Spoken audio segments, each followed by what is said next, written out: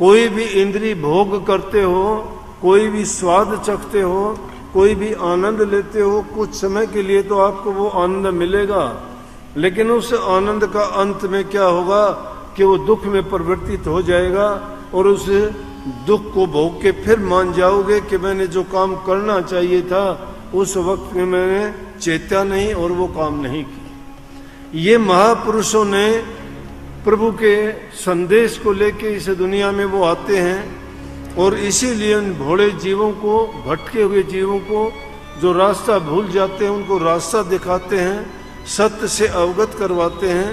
उनमें जो बढ़ी हुई बुराइयां हैं या जो बुरी आदतें हैं उनका निवारण करते हैं, उन बुरी आदतों को छुटवा के और प्रभु के नाम का गुणगान करवाते हैं, उनका लाभ और महत्व समझाते हैं कि प्रभु के नाम में हमें क्या मिलेगा, प्रभु के नाम से हमें वो चीज़ प्राप्त होगी जो देवी देवताओं को भी प्राप्त नहीं होती है।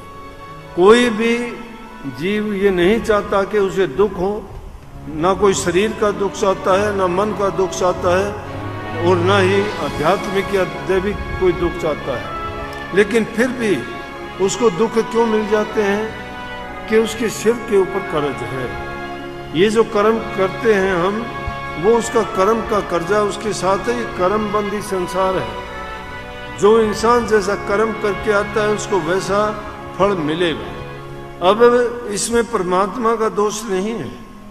हम कभी कभी ज़्यादा दुखी होते हैं, कई ऐसी घटनाओं को देखते हैं कि उनको देख के कह उठते हैं कि भाई ये परमात्मा ने अच्छा नहीं किया, लेकिन ये भी कहते हैं कि परमात्मा के आगे किसी का जोर नहीं चलता।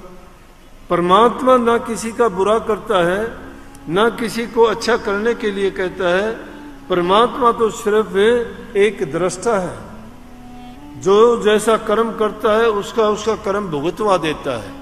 अच्छा करने वाले को अच्छा, बुरा करने वाले को बुरा परिणाम मिलता है। तो इसलिए उन बुराइयों से हमें निकलना चाहिए। इस संसार में जो हमें ये पदार्थ लुभावनी चीजें दिखाई देती हैं ना, ये इतनी अच्छी नहीं है।